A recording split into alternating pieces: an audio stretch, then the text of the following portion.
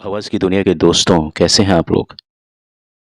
मैं उम्मीद करता हूँ कि आप लोग अच्छे होंगे और अपनी ज़िंदगी को बड़ी ही खूबसूरती के साथ जी रहे होंगे। आज हम बात करेंगे फ़िल्म इंडस्ट्री की एक ऐसी एक्ट्रेस के बारे में, जिनके लिए उम्र शायद रुक गई है। आप मेरी बात से पूरी तरह से सहमत तब होंगे जब मैं उन एक्ट्रेस का नाम आपके सामने बताऊँगा। तो दिल थाम कर बैठिए उस एक्ट्रेस का नाम जानने के लिए। उनका नाम है सिमी ग्रेवाल। आपने सिमी ग्रेवाल को न जाने कितनी ही फ़िल्मों में देखा होगा शुरुआत से। राज कपूर की जो फ़िल्म थी मेरा नाम जोकर, आप उन्हें देखिए और आप उसी फ़िल्म में ऋषि कपूर साहब को भी देखिए। आज ऋषि कपूर हमारे बीच नहीं है, लेकिन सिमी ग्रेवाल को आप आज भी उसी अदायगी में देखते होंगे जिस अदायगी में आपने शुरुआत में उन्हें देखा था कभी।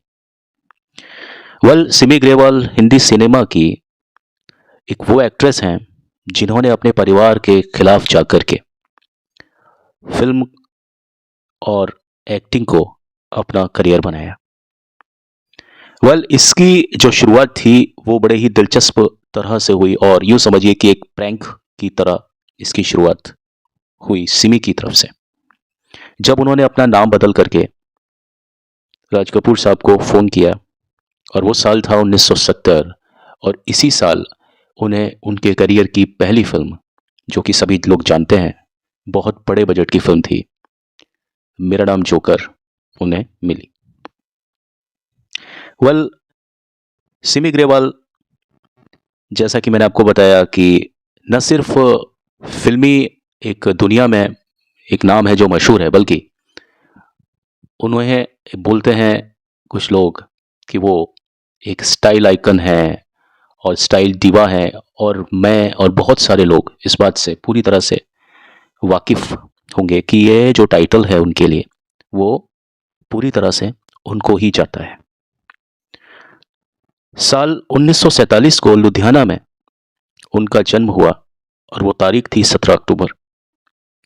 उनके पिता नहीं चाहते थे कि वो एक्टिंग में अपना करियर बनाए, लेकिन वो अपनी ज़िद पर अड़ी रही और अपने परिवार के खिलाफ जाकर के उन्होंने अपना करियर सिर्फ और सिर्फ फिल्म के लिए चुना। सिमी ग्रेवाल ने जब अपने करियर की शुरुआत की तो उससे पहले ही वो राज कपूर की फिल्मों को बहुत ज़्यादा ध्यान से देखा करती थी और ये काम उन्होंने महज 5 साल की उम्र से ही शुरू कर दिया था। उन्होंने जो अपनी ज़िंदगी में सबसे पहली फ़िल्म देखी वो फ़िल्म थी आवारा, वही राज कपूर साहब की। और आवारा फ़िल्म को देखने के बाद ही उन्होंने तय कर लिया था कि अगर वो ज़िंदगी में कुछ करेंगी तो वो है एक्टिंग। सिनेमा को लेकर उनका एक अलग ही प्रकार का जुनून था। सिमी ग्रेवाल ने ऐसा नहीं कि सिनेमा की वजह से अपनी पढ़ाई को बीच में कहीं रोक दिया हो, बल्कि इसके विपरीत सिमी ग्रेवाल ने अपनी पढ़ाई को जारी रखने के लिए, उनकी बड़ी बहन है एक, वो इंग्लैंड में थी, तो अपनी बड़ी बहन के पास ही सिमी ग्रेवाल इंग्लैंड पढ़ाई करने के लिए चली गई। और यही वजह है कि आपने कभी भी सिमी ग्रेवाल को देखा होगा तो उनकी जो अंग्रेज़ी है वो बड़ी कमाल की है। करियर की शुरुआत में उन्होंने इंग्लिश फिल्म से ही अपना पदार्पण किया, मगर ये फिल्में कुछ ज़्यादा सफल नहीं रहीं, लेकिन उन्हें इस इंडस्ट्री में पहचान ज़रूर मिल गई। साल 1970 में आई राज कपूर की फिल्म मेरा नाम जोकर में जो सिमी ग्रेवाल ने एक पात्र की भूमिका अदा की, उस पात्र ने तो सिमी ग्रेवाल की जैसे किस्मत ही बदल दी थी। भले ही उस फिल्म में सिमी ग्रेवाल को ज़्यादा स्पेस ना मिला हो, हालांकि उस फिल्म में किसी को भी ज़्यादा स्पेस नहीं मिला, बहुत बड़े बड़े कलाकार थे उस फिल्म में, लेकिन फिल्म बहुत बड़ी थी, हालांकि मल्टी स्टारर थी, तो उस वजह से सिमी ग्रेवाल को भी उस फिल्म में बहुत कम देर के लिए एक स्पेस मिली। लेकिन वो जो कहानी है, उसका जो आधार बिंदु है, खेत में कपड़े बदलने का उनका वो सीन, वो बहुत ज़्यादा एक विवादों में रहा, उस जो सीन ने बहुत ज़्यादा सुर्खियां बटोरी।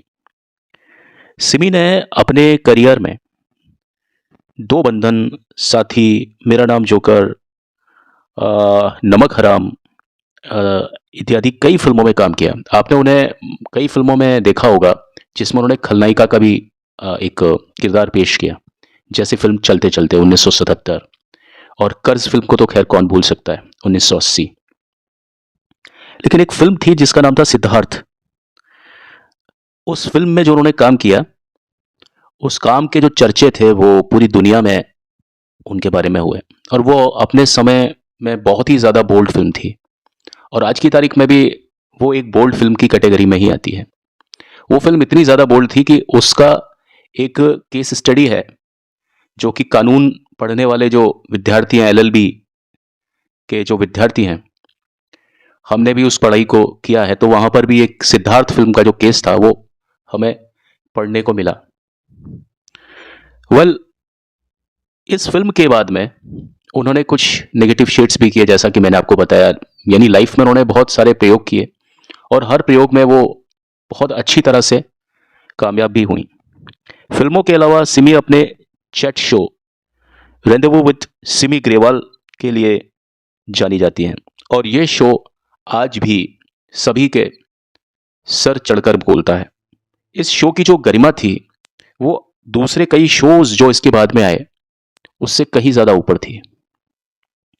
सिमी ग्रेवाल ने शशि कपूर के साथ में जो फिल्म जिसका मैंने नाम लिया, सिद्धार्थ, उसमें काम किया।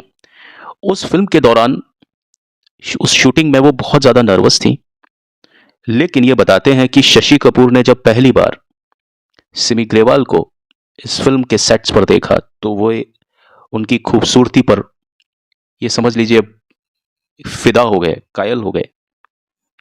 और इस बात का जिक्र करते हुए सिमी ग्रेवाल ने असीम छाबड़ा की किताब Shashi Kapoor the house holder star में अपनी इस नर्वसनेस जो उस समय शशि कपूर के सामने जो उनको हो रही थी उसके बारे में जिक्र किया, और शशि कपूर ने उन्हें किस तरह से कंफर्ट किया उसका पूरा जिक्र इस किताब में दिया हुआ है।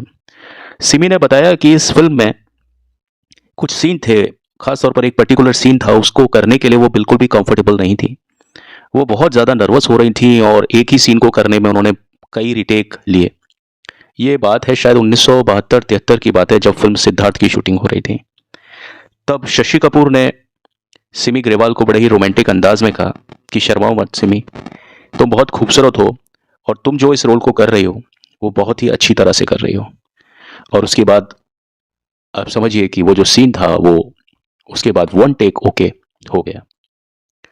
वेल, सिमी ग्रेवाल को हम उनके बेबाक अंदाज के लिए जानते हैं, लेकिन उनकी बेबाकी इतनी खूबसूरत होती है, इतनी ज़्यादा एक शालीनता के साथ में वो अपनी बात को जिस बेबाकी के साथ कहती हैं, मेरे ख्याल में वो अंदाज किसी के पास नहीं है।